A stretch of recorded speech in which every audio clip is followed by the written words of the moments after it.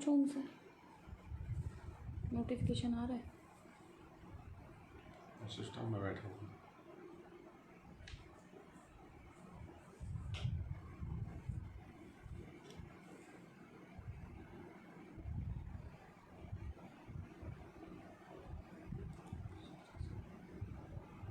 हमारा आया नोटिफिकेशन। हाँ हाँ ठीक, आइए हो गया। शुरू करें। Okay, no pending post. रामाय रामभद्राय रामचंद्राय वेधसे रघुनाथाय नाथाय सीताया नीलाम्बुजश्यामल कोमलांगम सीता समारोपित वाम भागम पाणौ महासाय कचारु चापम नमामि रामम रघुवंशनाथम। संस्कृत शिक्षा समूह पटल पर आप सबका स्वागत है। संस्कृति संस्कृत संस्कार शिक्षा समिति ग्राम बरौदी जिला दतिया मध्य प्रदेश के अंतर्गत पंडित उमा शंकर भार्गव उमंग स्मृति व्याख्यान माला में शास्त्र अध्ययन के प्रयोजन इस व्याख्यान श्रृंखला में सर्वप्रथम संयोजन मंडल प्रोफेसर नीलाभ तिवारी जी, डॉक्टर उपेंद्र भार्गव जी और समन्वयक डॉक्टर कपिल भार्गव जी और सुधीजा। मैं सीधे विषय में आ रहा हूं। शास्त्र अध्ययन के प्रयोजन। सर्वप्रथम यह विचारणीय है कि शास्त्र क्या है। फिर द्वितीय विचारणीय पक्ष है कि अध्ययन की क्या आवश्यकता, और तीसरा पक्ष ये है कि शास्त्र अध्ययन के प्रयोजन क्या है। प्रयोजनम अनुद्देश्य मंदोपि न प्रवर्तते नियम है। सामान्यतया प्रयोजन ही प्रवृत्ति का निमित्त होता है। जब व्यक्ति बोले कि कोई भी प्रयोजन नहीं है, तब भी पुरुषार्थ चतुष्टय प्रयोजन होता है। परम पुरुषार्थ की प्राप्ति ही प्रयोजन होता है, और परम पुरुषार्थ की प्राप्ति के लिए लोकाचार लोक व्यवहार में होने वाले जो सूक्ष्म प्रयोजन है, थोड़े थोड़े प्रयोजन, वही पुरुषार्थ चतुष्टय की प्राप्ति कराते हैं। भगवान श्री कृष्ण गीता में कहते हैं कि कोई स्वकर्मण्य निरतः संसिद्धिम लभते नरः। मनुष्य अपने कर्म में रहते हुए संसिद्धि को प्राप्त होता है। भगवान खुद भी बोलते हैं, नमे पार्थास्ति कर्तव्यम त्रिषु लोकेषु किंचन। हे पार्थ, मैं तो भगवान हूं, मुझे कुछ करने की आवश्यकता नहीं, फिर भी मैं इस संसार में आके कुछ ना कुछ कर्म करता हूं। क्यों? नियतम कुरु कर्म त्वम कर्म ज्यायो ह्यकर्मणः। कर्म तो नियत है। मनुष्य में क्रियाएं निश्चित तौर पर निश्चित रूप में विद्यमान होती हैं। श्वसन, उन्मिशन, निमिशन, असनन, गच्छन इत्यादि। चलना, फिरना, बोलना, हंसना, ये सब क्रियाएं हैं। फिर ये क्रियाएं किस लिए हैं? क्या प्रयोजन है?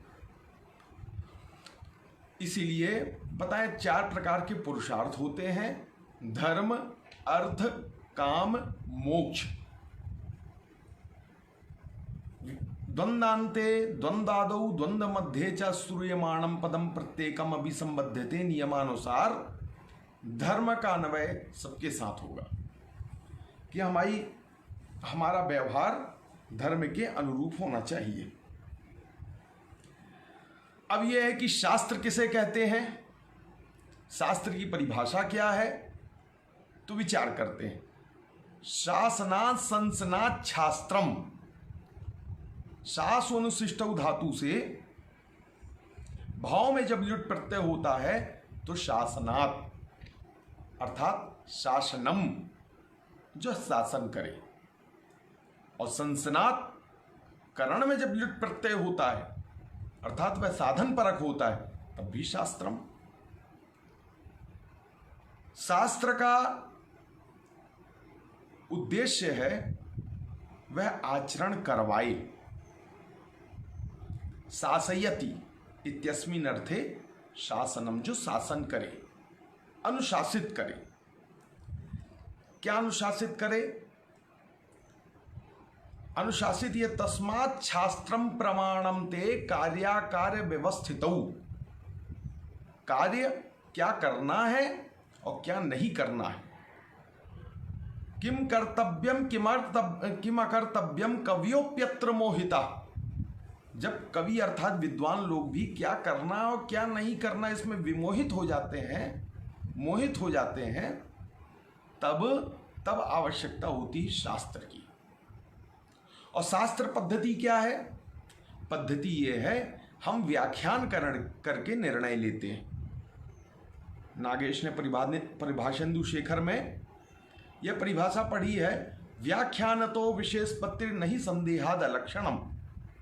अर्थात कहीं भी संदेह हो तो व्याख्यान का आश्रयण करना चाहिए।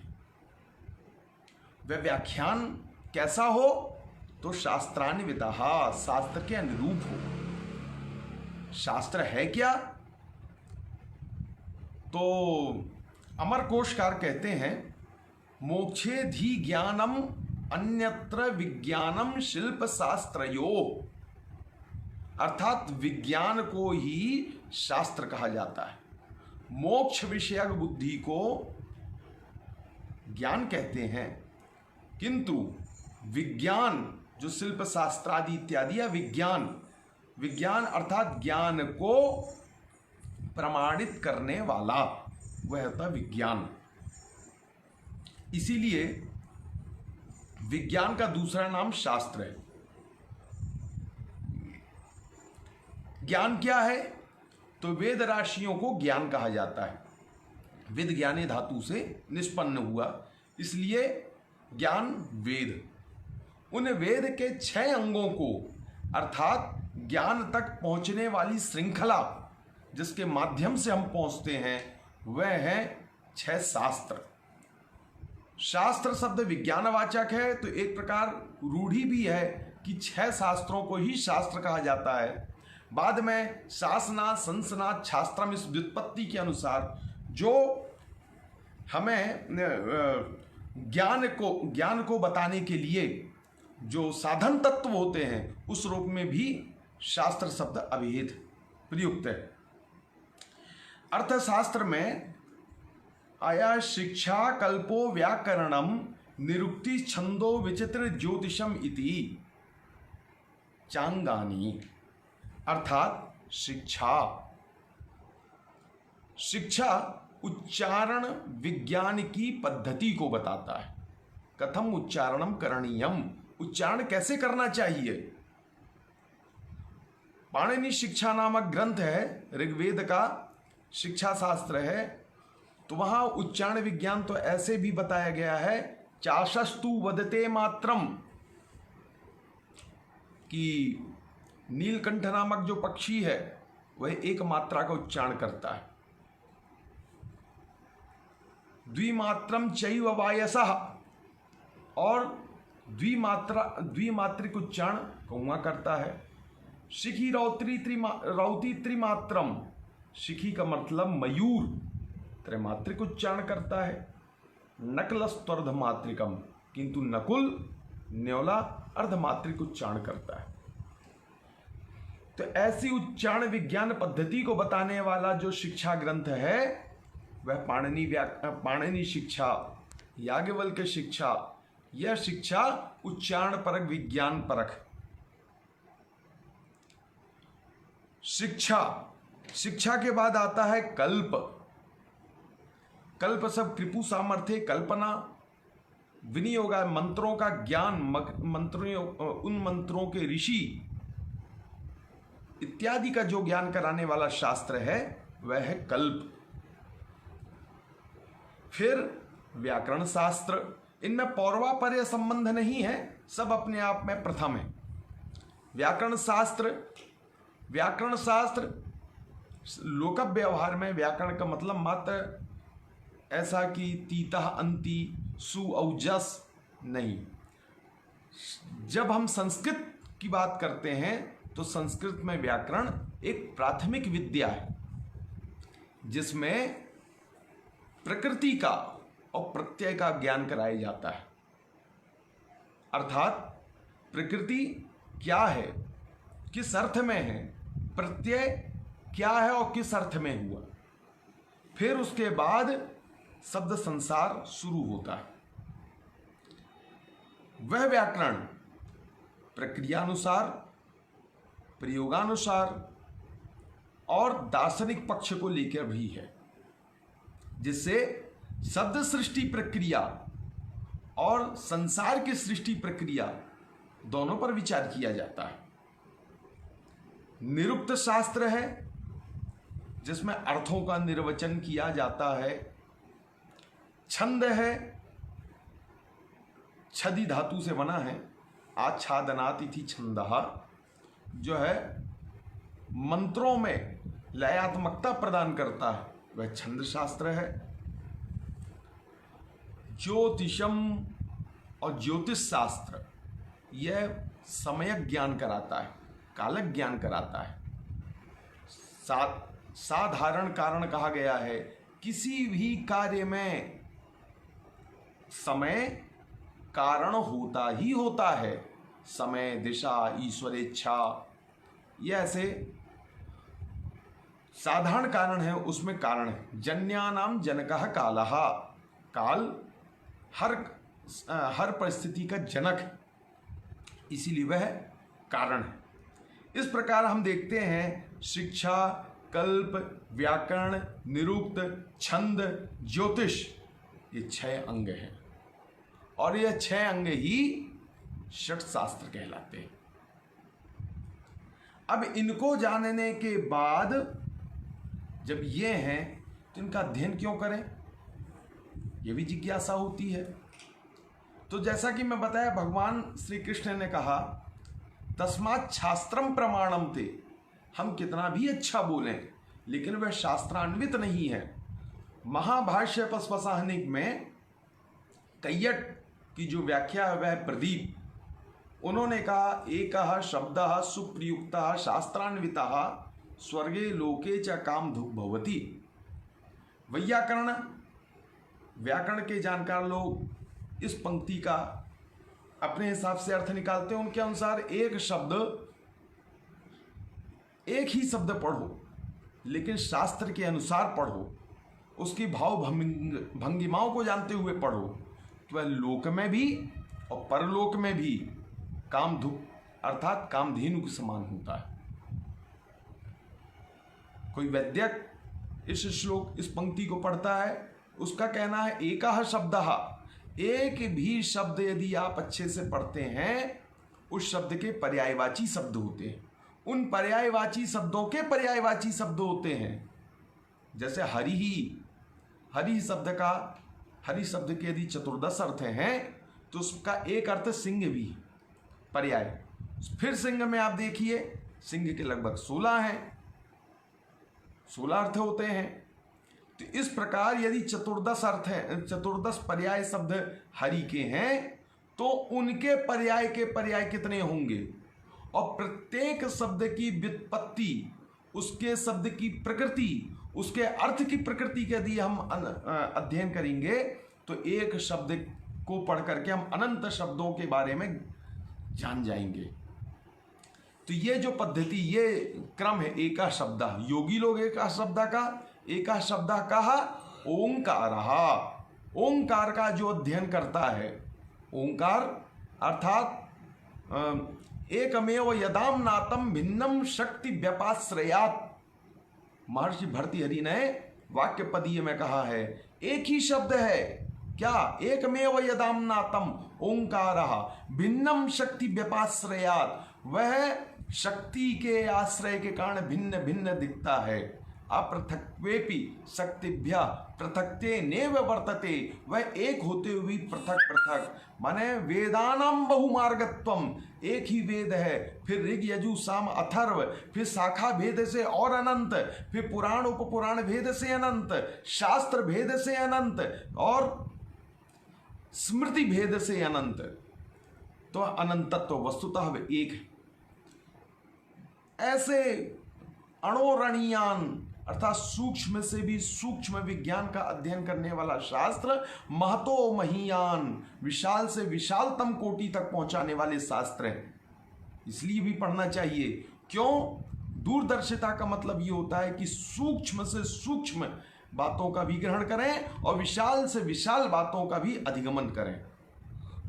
तो ये शास्त्र, और शास्त्र का अध्ययन इसलिए जरूरी है कि आप जितना भी पढ़ेंगे शास्त्र उतना ही निर्मल होते जाएगा, उतना ही सरल हो जाए। होगा तो कठिन, लेकिन अध्ययन से वह नवनीत के समान सरल होता है। इसलिए गोस्वामी तुलसीदास जी ने भी कहा, शास्त्र सुचिंतित पुनि पुनि देखिए। शास्त्र जितना सरल है, लोक में यदि हम देखते हैं लोक व्यवहार परंपराएं से जो आचरण चल रहे हैं वह शास्त्र के अनुरूप है। तो सरलता तो ये हुई, लेकिन जब उसकी गरिमा पर हम ध्यान देते हैं, उसके उन पक्षों पर विचार करते हैं, वैज्ञानिक पक्षों पर, तो वह उतने कठिन भी हैं। इसीलिए सुचिंतित पुनि पुनि देखिए, सु शब्द लगाए हैं, बार बार चिंता के साथ समूह के साथ फिर शास्त्र को पढ़ना चाहिए।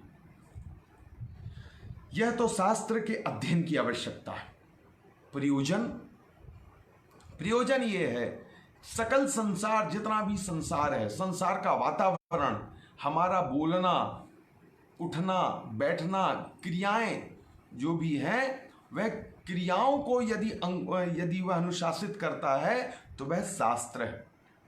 और यह शास्त्र ऐसा ही नहीं केवल इतने ही है, यह शास्त्र वह जो हमारी परंपराओं के पोषक भी हैं, वह शास्त्र के अनुरूप हैं। चाहे राजा का नेतृत्व हो, क्या मंदिर के नियम हो, चाहे लोक व्यवहार के अनुशासन हो, यह सब शास्त्र के अंतर्गत है।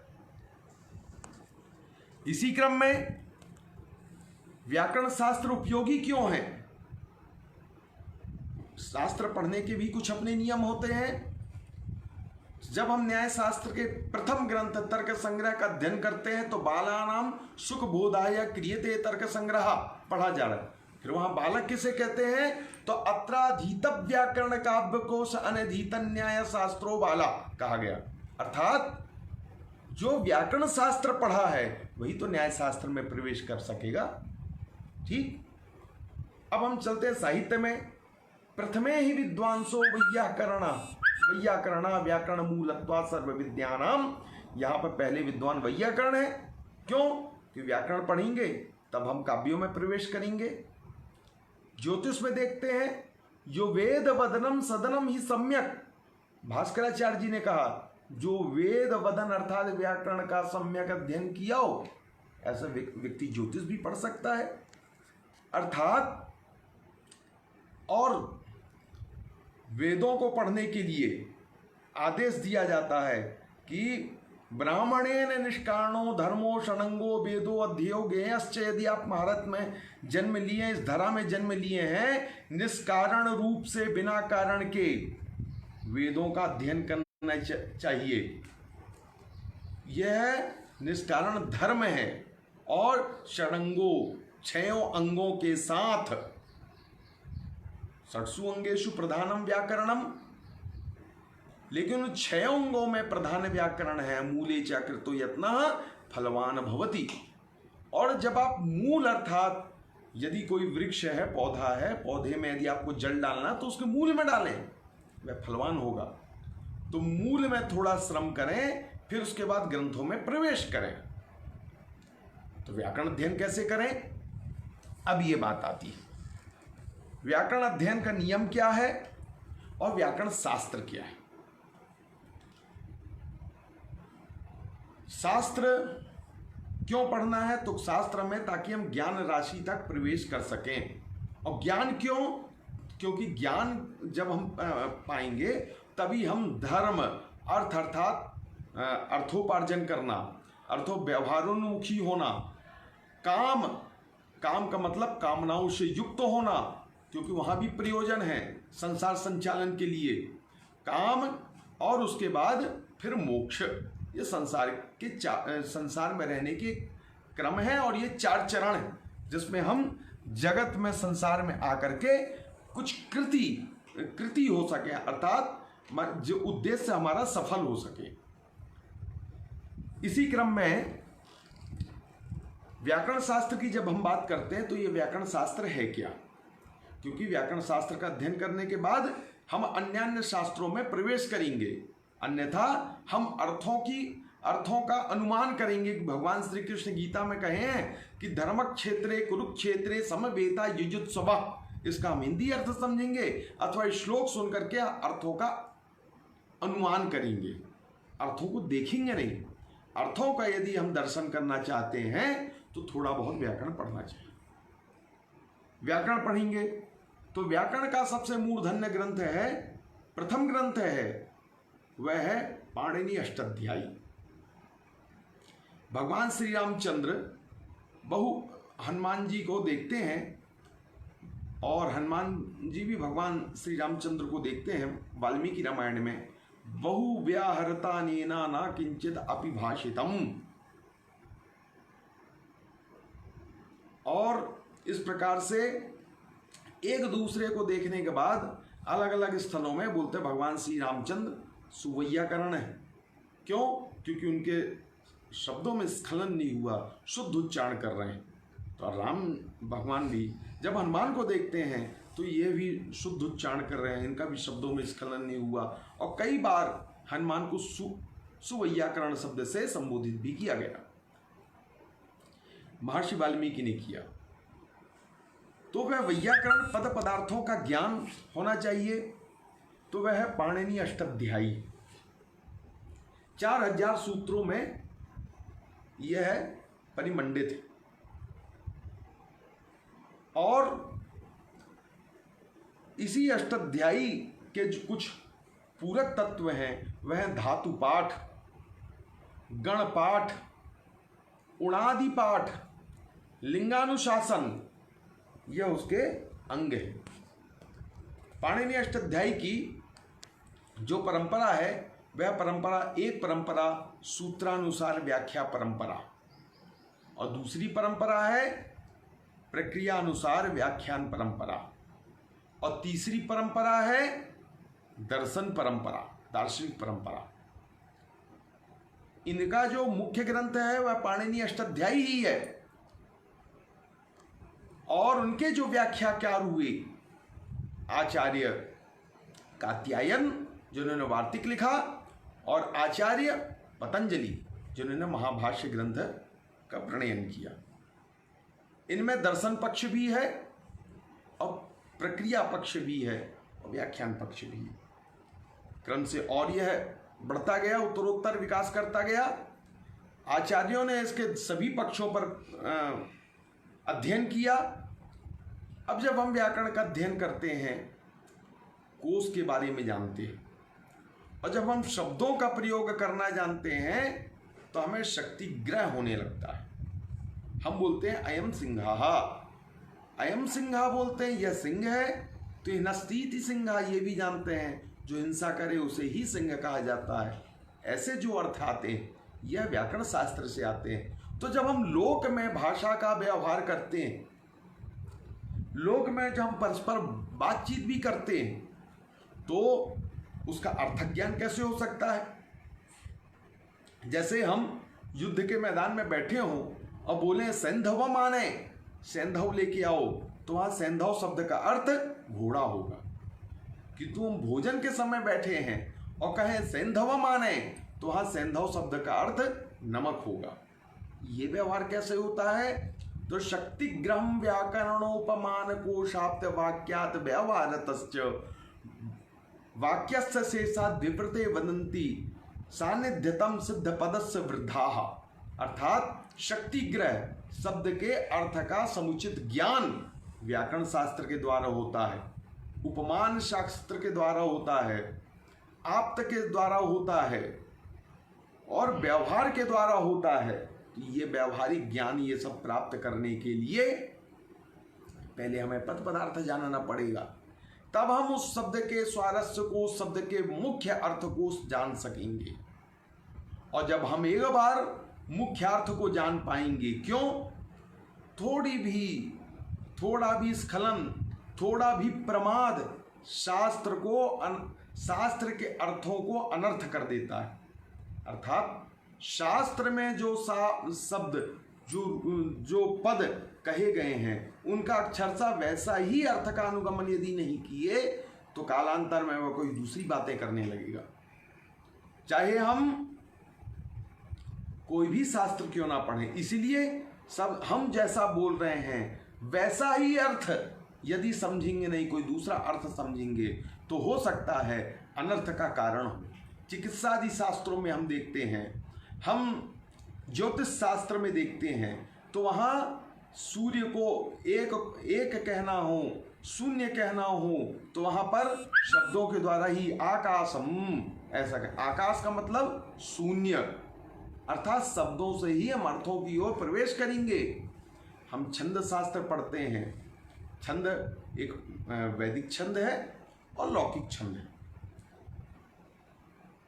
वहां हम पढ़ते हैं रसई रुद्रई छिन्ना, तो रसई ही, रस का मतलब षड्रसाः, रुद्रई ही द्वादश रुद्राः,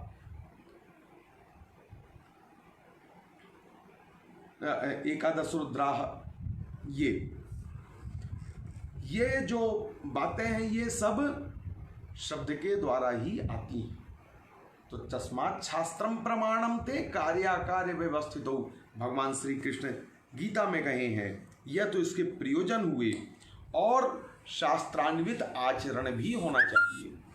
ये जो शास्त्र इतना भर नहीं, इसके बाद आप क्रम से आगे आगे जाते जाएंगे। स्मृति बहुरूपाश्च, स्मृतियाँ बहुत हैं और ये स्मृतियाँ इसलिए हैं ताकि हम स्मृति के अनुरूप आचरण कर सकें, स्मृति के रूप आचरण कर सकें। अर्थात मनुस्मृति से लेकर के याज्ञवल्क्य की स्मृति, पारस स्मृति और तो और जितने भी ऋषि हुए हैं सभी ऋषियों के अनुसार एक स्मृति है। जितने भी गोत्र हैं उन गोत्रों के अनुसार एक स्मृति है और स्मृति वस्तुतः आचरण तंत्र है, अर्थात आचरण का शास्त्र है कि हमें कैसा आचरण करना चाहिए, यह बताने वाला।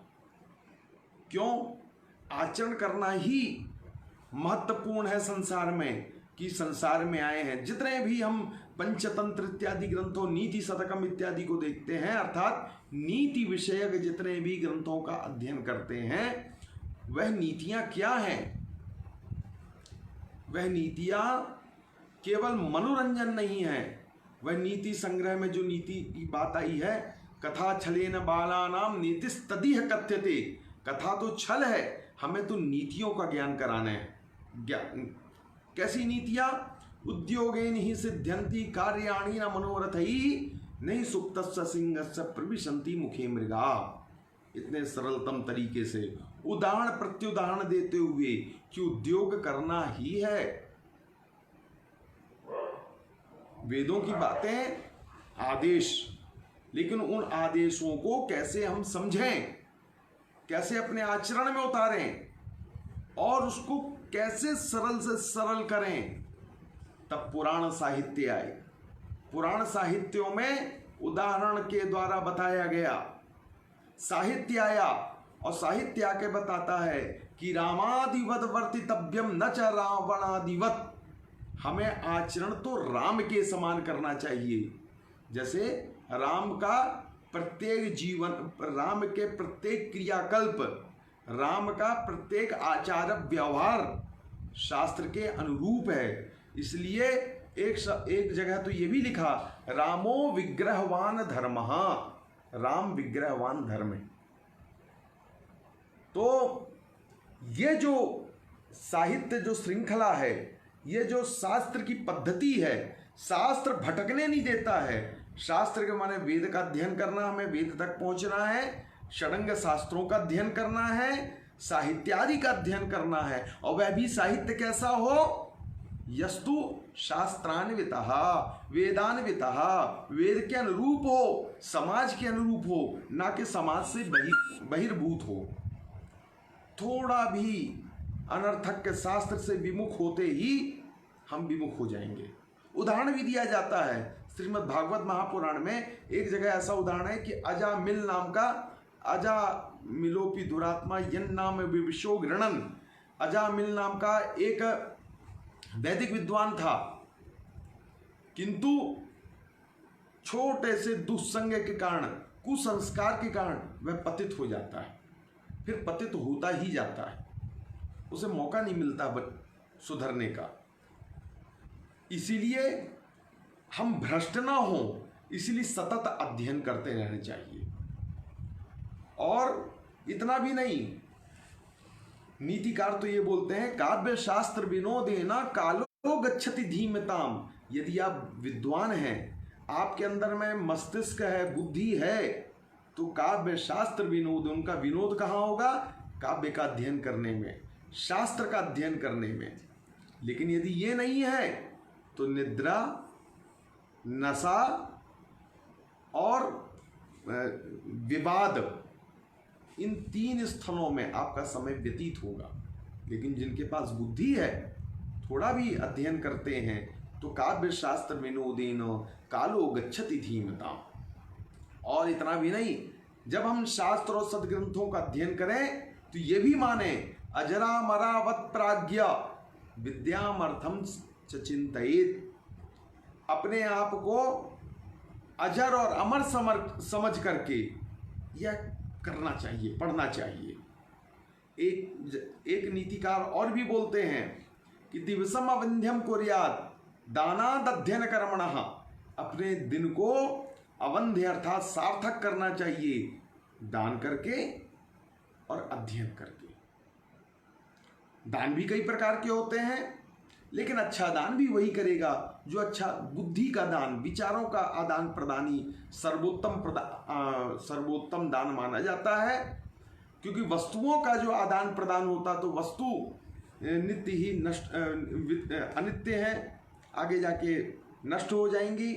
किंतु विचारों को जो प्रदान करेंगे तो विचार संक्रामक हैं, बहुत दूर तक जाते हैं और अच्छी बातें ही सिखाते हैं। इसलिए अध्ययन करना चाहिए। जितना भी अध्ययन करें उतना कम है। और दिवसम अविंध्यम कुर्यात् दानाद अध्ययन कर्मणः, दान करके और अध्ययन करके। और इसमें इतना तक कहा गया है कि ये भी समझें, और कार्य जब हम करते हैं तो सोचें जल्दी खत्म हो जाएगा, लेकिन इसके लिए तो हम ये सोचें ये दान यो, जप और दान कर, जप दान और अध्ययन, इसमें संतोषस्तिषु कर्तव्य स्वदारे भोजने धने। अपनी पत्नी में, भोजन में और धन में हमेशा संतुष्ट रहना चाहिए। लेकिन कहाँ असंतुष्ट रहना चाहिए? अध्ययनम जपदानयो, अध्ययन में, जप में और दान करते समय, ये 3 ऐसी अवस्थाएं हैं जहां हमेशा असंतुष्ट रहना चाहिए। हमेशा कुछ ज़्यादा से ज़्यादा करने की कोशिश करनी चाहिए। तो वह है अध्ययन। अध्ययन का बहुत महात्म्य है। स्वाध्याय प्रवचनाभ्याम अप्रमदः। स्वाध्याय अर्थात अपने शाखाओं का अध्ययन करना, अर्थात अध्ययन से तात्पर्य वहां पर, इसमें तो प्रमाद नहीं करना वेदाज्ञा है, राजाज्ञा है कि अध्ययन तो हमेशा करना है। लेकिन किसका अध्ययन करना है? शास्त्रों का अध्ययन करना है, अच्छी बातों का अध्ययन करना है। व्यर्थ विद्याओं का अध्ययन नहीं करना है, सार्थक विद्याओं का अध्ययन करना है। और सार्थक विद्याएं क्या है? ब्रह्म, सर्वोत्तम विधा। जैसे हम आज फिलॉसफी कहते हैं, जैसे हम आज दर्शन कहते हैं, वो दर्शन क्या है? तो दृश्यते अनेन यत् तत्वम, जिससे हम तत्वदर्शी ही दर्शन है, अर्थात तत्व का दर्शन कराने वाला दर्शन कहलाता है। वह दर्शन वस्तुतः प्रत्येक व्यक्ति के मस्तिष्क में दर्शन होता है, लेकिन दर्शन की एक दिशा होती है। वह कैसी दिशा होती है? व्याख्यान तो विशेष पत्र नहीं संदेहाद लक्षणम, व्याख्यान करके निश्चित करना पड़ता है। और वह व्याख्यान कैसा हो? तो शास्त्रान्वित व्याख्यान हो। इसलिए जीवन में शास्त्र, अब यह है कि शास्त्र बोलने वाले बहुत मिल जाएंगे, और जो बहुत बोलने वाले मिलेंगे वो कोई जरूरी नहीं कि शास्त्रज्ञ मिले, किंतु शास्त्रज्ञ भी मिल जाए यदि, तो कोई जरूरी नहीं कि वो अभिव्यक्ति करने में सफल हो। फिर तब हमें स्वयं पहले शास्त्र का थोड़ा बहुत अध्ययन करना पड़ेगा, तब हम शास्त्र प्रवीण विद्वानों के बीच में बैठेंगे और चर्चा करेंगे। आज तो बहुत सारे साधन हैं। पहले एक समय होता था कि गुरुजन कहाँ बैठे हैं, कहाँ नहीं बैठे हैं, कितने दूर हैं, तो वह जो छात्र होता था, शिष्य होता था, वह दर्भ पवित्र पानी वहाँ जाता था अपने गुरुजनों के पास, निवेदन करता था, गुरुजन उसकी परीक्षा लेते थे, तब उसको कुछ सिखाते थे और पढ़ाते थे। यह ऐसी परंपरा रही, तब कहीं जाकर ज्ञान प्राप्त होता था। ऐसे एक से एक उपाख्यान भरे हुए हैं, चाहे अभिमन्यु के हों, चाहे जड़ भरत के क्यों ना हो, कि एक राजा जा रहा है ज्ञान लेने, किंतु वह उसका जो पालकी ढोने वाला एक ऐसा व्यक्ति, उससे उसे ज्ञान प्राप्त होता है। वह उसी समय वहाँ पर अपनी पालकी को रख करके उनको प्रणाम करता है, बोलता है आचार्य आप मुझे अध्ययन करावें। तो ये भी है, लेकिन हम सीखें कैसे? तो इसके लिए नीतिकार ये भी बताते हैं कैसे सीखें। बालादपि सुभाषितम, जब आपकी शिक्षा होगी, जिज्ञासा होगी सीखने की, तो बच्चों से भी अच्छी बात सीखें। उस समय यदि आपको लगता है दत्तात्रेय के 24 गुरु थे, तो 24 गुरुओं से एक गुरुओं से एक बातें उन्होंने सीखी। तो इस प्रकार यह शास्त्र है। शास्त्र बहुत विशाल भी है और उतना सरल भी है। सरल ऐसे कि हम जब देखते हैं अपने आसपास व्यवहार में, तो हमारे घर की चलती हुई जो परंपराएं हैं, जो पुरातन काल से चल रही हैं, उनसे यदि पूछा जाए यह परंपरा कहाँ से आई, तो बोलेंगे हमारे पिता पितामह से आई। पितामह से यदि जाए पूछने तो बोले और ऊपर से आई।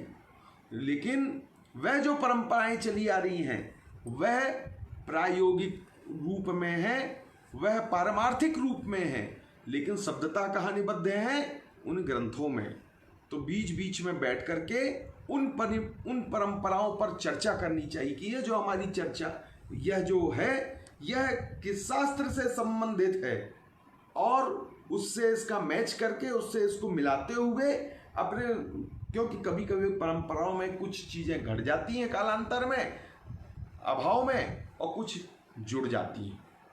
तो अतिरिक्त चीज़ें ना जुड़ें, अनतिरिक्त जो उपेक्ष है उसकी उपेक्षा करें, त्याज्य को छोड़ें और गृहीतव्य वस्तुओं को लें, लेकिन शास्त्र के अनुरूप रहें। और जब आपद धर्म इत्यादि आए, तब विद्वानों के बीच में बैठ करके फिर देखें, क्योंकि कोई भी पद्धति लगती अलग अलग है, लेकिन सब एक दूसरे से जुड़े हुए हैं।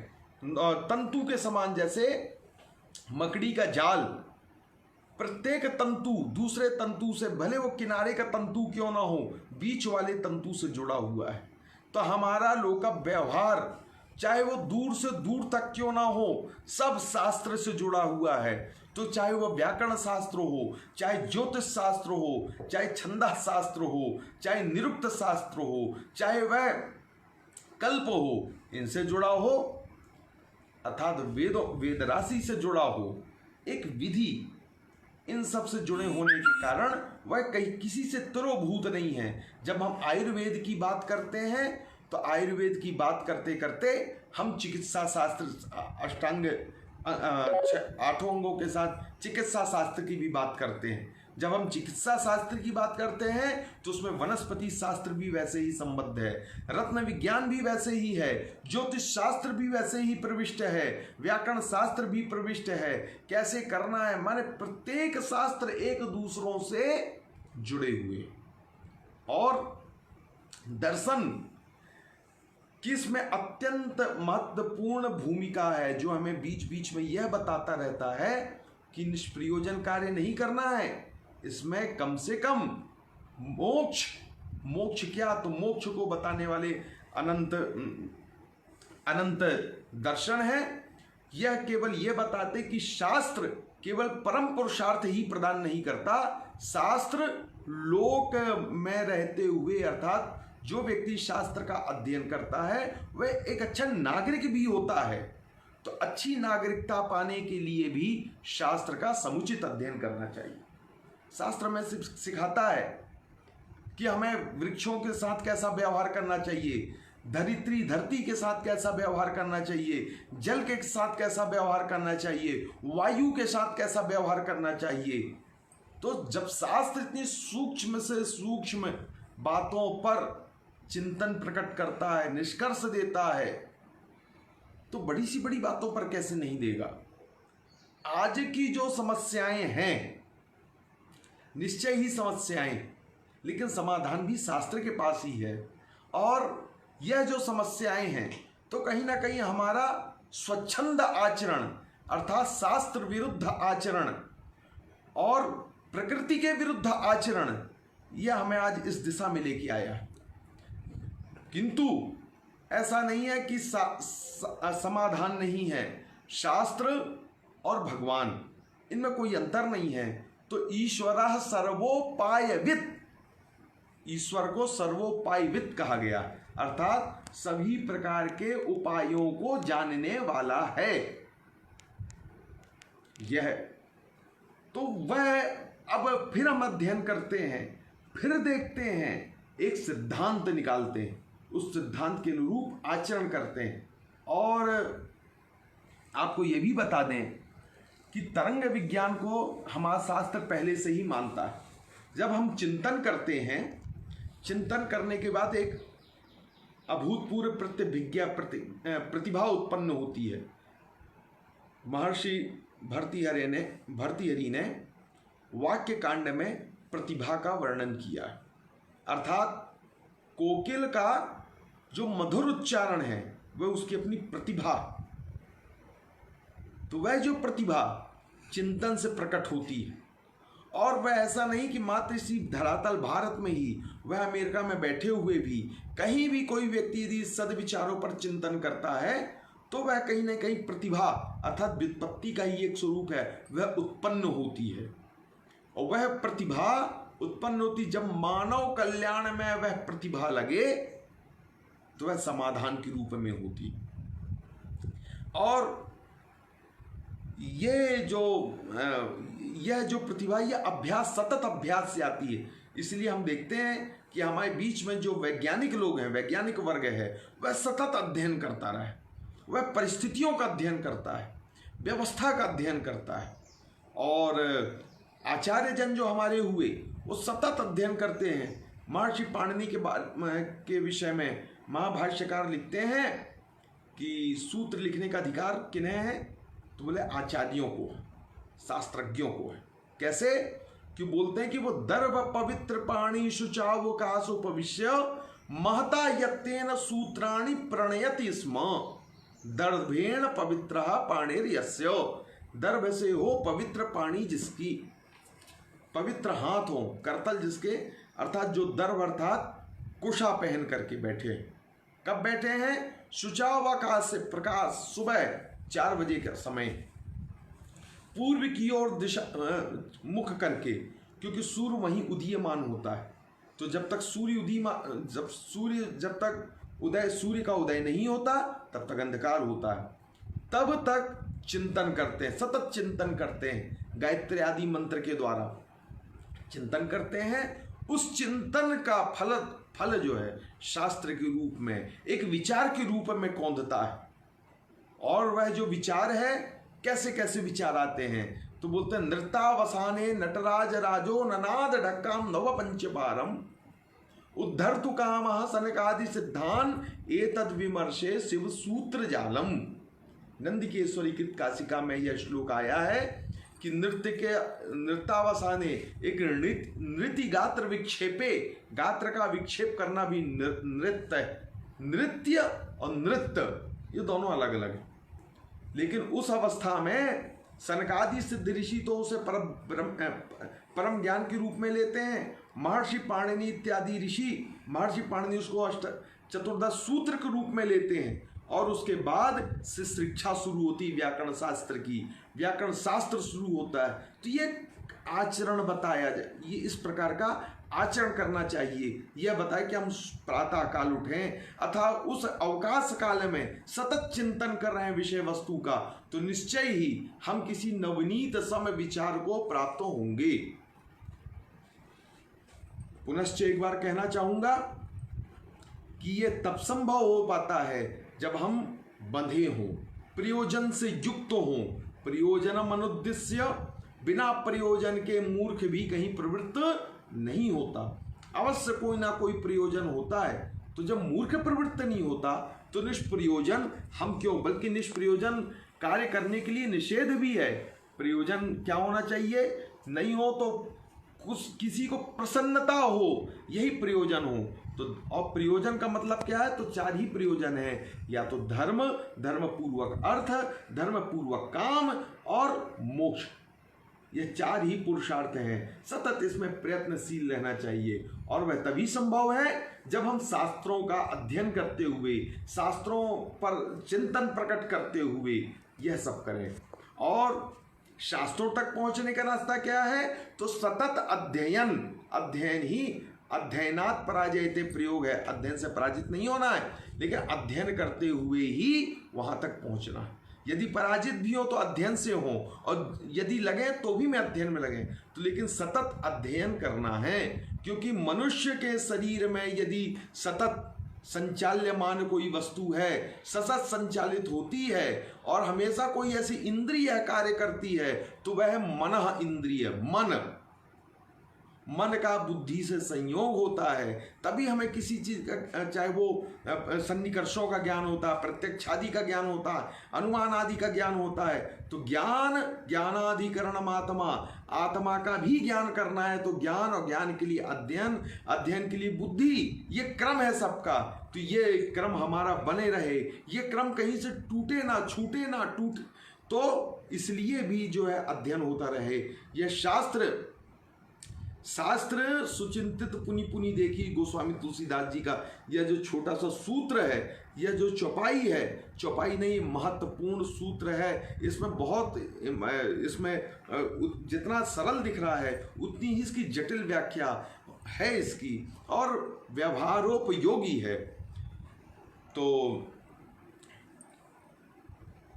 आप लोगों ने सतत इसका श्रवण किया, और मैं अपनी बुद्धि के अनुसार, अपने ज्ञान के अनुसार जितना है, अपनी क्षमता के अनुसार मैंने इस पर विचार किया। और यह जो श्रृंखला चल रही है निश्चय ही अद्वितीय श्रृंखला है। क्योंकि काव्य शास्त्र विनोदेन, जब पंचतंत्रकार ने लिखा कि काव्य और शास्त्र का, काव्य इस लॉकडाउन के समय में भी काव्य शास्त्र विनोदेन, इससे अच्छा विनोद और क्या हो सकता है कि हम इस श्रृंखला के माध्यम से अनेक आदि विद्वानों का श्रवण कर रहे हैं, आनंद ले रहे हैं, बहुत सीखने को मिल रहा है। और ऐसा नहीं, और ज़्यादा सीखने को तो तब मिलता है जब श्रोता उपस्थित हों, क्योंकि श्रोता उन वक्ताओं से ज़्यादा बुद्धिमान होता है जो उतने देर तक वहाँ पर बैठा हुआ है, सुन रहा है। क्षीर नीर विवेकी हंस की भांति हमेशा श्रोता होता है। इसलिए पुराण इत्यादि में हम देखते हैं कि वक्ता तो सूत जी हैं, लेकिन श्रोता शौनकादि ऋषि हैं। इतने 84,000 जो शौनकादि ऋषि हैं, तो वह परम बुद्धिमान है। तो यह जो श्रृंखला चल रही है, निश्चय ही यह श्रृंखला अपने कार्य में सफल हो रही है। और मैं पुनश्च इसमें संयोजन जो कर रहे प्रोफेसर नीलाभ तिवारी जी, राष्ट्रीय संस्कृत संस्थान भोपाल में शिक्षा एजुकेशन डिपार्टमेंट में पदस्थ हैं। और डॉक्टर उपेंद्र भार्गव जी महर्षि पाणिनि संस्कृत एवं वैदिक विश्वविद्यालय ज्योतिष ज्योतिर्विज्ञान में आप सहायक अध्यापक हैं। इसी क्रम में समन्वयक डॉक्टर कपिल भार्गव जी, जो कि केंद्रीय विद्यालय में इस समय आप अध्यापनरत हैं, पढ़ा रहे हैं। और साथ में यह महान यज्ञ कर रहे हैं। इन यज्ञों में हम जैसे लोगों की यदि थोड़ी भी आहुति पड़ जाती है तो ये मैं अपना सौभाग्य समझता हूँ। और आप लोगों ने सुना, इतना समय दिया, उसके लिए बहुत बहुत धन्यवाद। अशेष शुभकामनाएं। जय श्री राम।